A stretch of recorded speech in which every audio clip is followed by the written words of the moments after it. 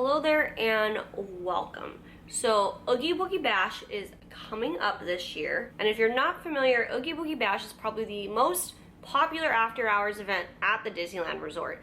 It takes place in California Adventure and it runs from about mid-September to Halloween. And it sells out every year and the tickets are pricey, so to get your money's worth, I'm going to share some mistakes that people might make when they go to this event and what you can do to avoid these mistakes. You can make the best of your night and get the most value out of your ticket. The first mistake is picking a costume that you'll regret. Even though it's September, October, technically fall, it's still pretty hot in Southern California.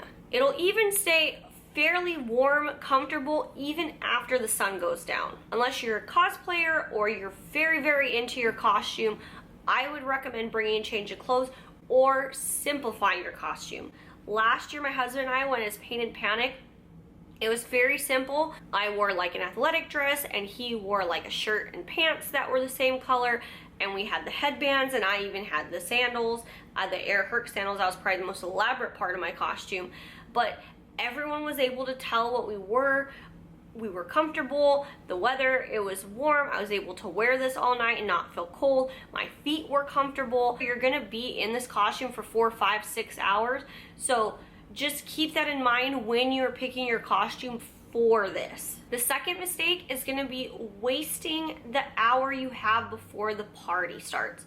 You get an hour to go into the park when all the regular day guests are there, so don't squander it. When you're parking, especially if you're parking in the parking garages, everyone else is showing up around the same time. So that means security lines are gonna be really long there as well. So the pro play for this is to go to the second level of the Pixar Palace parking structure, and there is a pathway that'll take you directly to downtown Disney and you can go through security that way. That way you bypass all the security at the Mickey and Friends parking garage and taking the tram. If you don't want to do this, or even as like just an extra bonus, you can also get there a little bit earlier, hang out in downtown Disney, or go to the Grand Californian. Just that way you don't waste any time in the security line. And you should also use this extra hour to probably do some of the rides.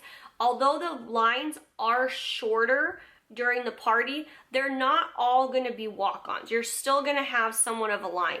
So if there's a specific ride that you really love, I would use this time to use it. So for instance, we were going to go on Guardians of the Galaxy, and we specifically picked Guardians of the Galaxy because it was the Monsters After Dark, which you can only do after, I think it's 3 p.m. during the Halloween season. And a couple of the cars went down, so it made it longer, and we almost spent our entire first hour just in line for this ride. We ended up hopping out of that line just because we were spending so much time and we still weren't gonna get in there before the party starts, that it just wasn't worth it. So be very strategic when you're planning what you're gonna do beforehand. So that's a great time to take advantage of getting on some rides, or maybe getting a really early dinner or a late lunch. That way you don't have to worry about it as the party starts, and you can just get some snacks throughout the party. The next mistake is starting with the trick-or-treat trails in the front of the park. So if people are coming in for the party closer to the start of the party, you're gonna have a lot of backup in those lines at the front of the park. So this is why it's also good to get there early, because that way you can make your way to the back of the park and start with those. At the beginning of the party, a lot of those lines are going to be longer anyway, but it's going to be much shorter if you start at the back of the park and work your way up to the front.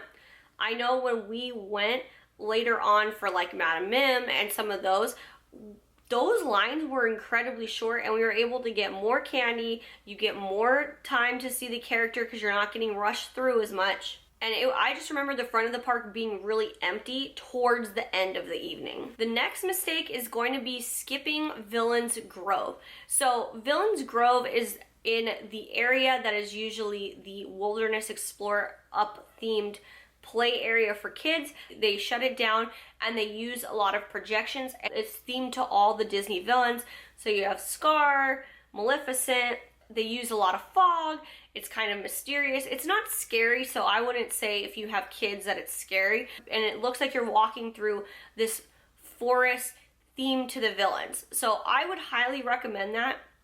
The best time would be is to go during a parade time when it's less crowded, but the line moved pretty quickly, so definitely don't skip this in lieu of candy. You can always go to a shorter line and double up on candy a couple times. This is an experience that you definitely should not be missed. The last mistake is going to be skipping PhotoPass. So with your ticket, you get PhotoPass included. You get to download all those pictures, which is something you don't get normally unless you get Genie Plus, aka now the multi-pass lightning lane. You can get a lot of really good pictures out of this. It's really good, especially for like a group that you don't have to ask someone to take a picture, and there's a lot of really cool photo spots. There's a lot of characters you can take pictures with, and definitely just take advantage of this to get as many pictures as you can, especially because it is nighttime, so sometimes it's harder to get good pictures at night. So the PhotoPass photographers are going to help you get some better pictures. So just make sure to take advantage of that because that's included with your ticket. If you're going to Oogie Boogie Bash this year,